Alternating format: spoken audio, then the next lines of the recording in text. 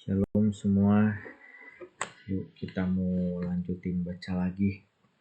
Baru yang ke-13 nih, kayaknya masih banyak nih. Berhala-berhala dan pemujanya. Sungguh tolol karena beratnya semua orang yang tidak mengenal Allah sama sekali, dan mereka tidak mampu mengenal Dia yang ada dari barang-barang yang kelihatan. Dan walaupun berhadapan dengan pekerjaannya, mereka tidak mengenal senimannya. Sebaliknya, mereka menganggap sebagai Allah yang menguasai jagat raya ialah api atau angin ataupun udara kencang. Lagi pula lingkaran bintang-bintang atau air yang bergelora ataupun penerang-penerang yang ada di langit. Jika dengan menikmati keindahannya mereka sampai menganggapnya Allah, maka seharusnya mereka mengerti betapa lebih mulianya penguasa kesemuanya itu. Ya, masuk akal. Betul.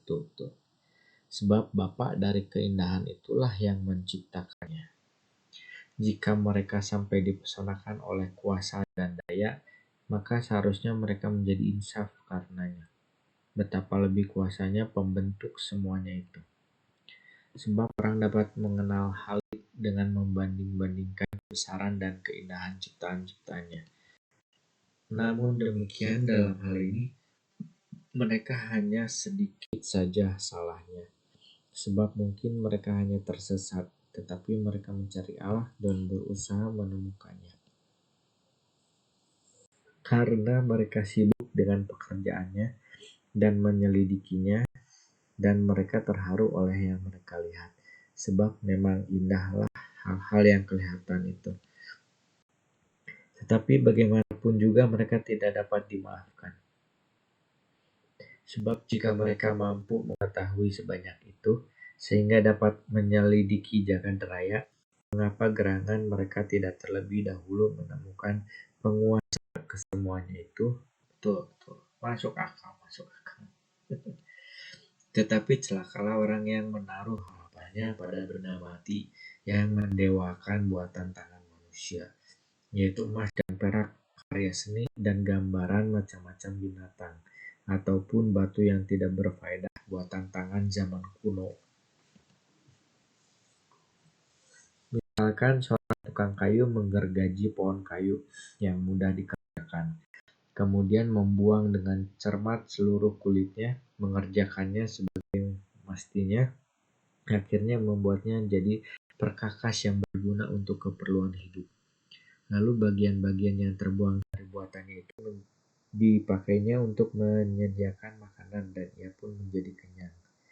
Tetapi apa yang tak berguna dari bagian-bagian terbuang itu, yang tidak ada gunanya sama sekali, yaitu sepotong kayu bengkok yang banyak bonggolnya, diambilnya dan diukirnya pada waktu terluang, dan dengan tangkas dibentuknya di waktu istirahat, serta dibuatnya jadi rupa manusia, atau diserupakan dengan seorang binatang yang hina.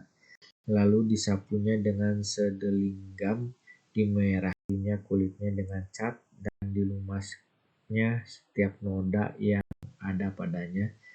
Lalu dibuatnya baginya rumah-rumahan yang serasi dan ditempatkan pada dinding serta dilekatkannya dengan paku. Dijaganya pula agar jangan jatuh, sebab ia insaf bahwa patung itu tidak mampu menolong dirinya, karena hanya patung sajalah itu dan memerlukan pertolongan.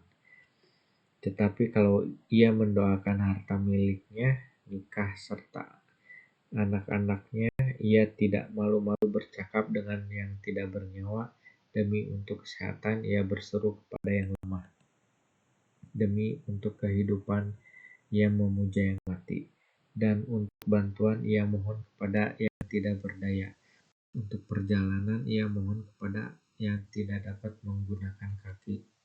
Demi keuntungan pekerjaan dan hasil tangannya, ia minta kekuatan kepada yang di dalam tangannya tidak ada kekuatan apapun. Ya, tentang kekonyolan orang yang menyembah berhala ya. Kayu yang sudah terbuang, yang sudah tidak terpakai,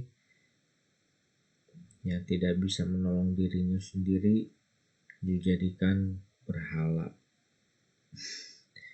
Ya, seperti ayat yang pertama tadi, sungguh tolol itu.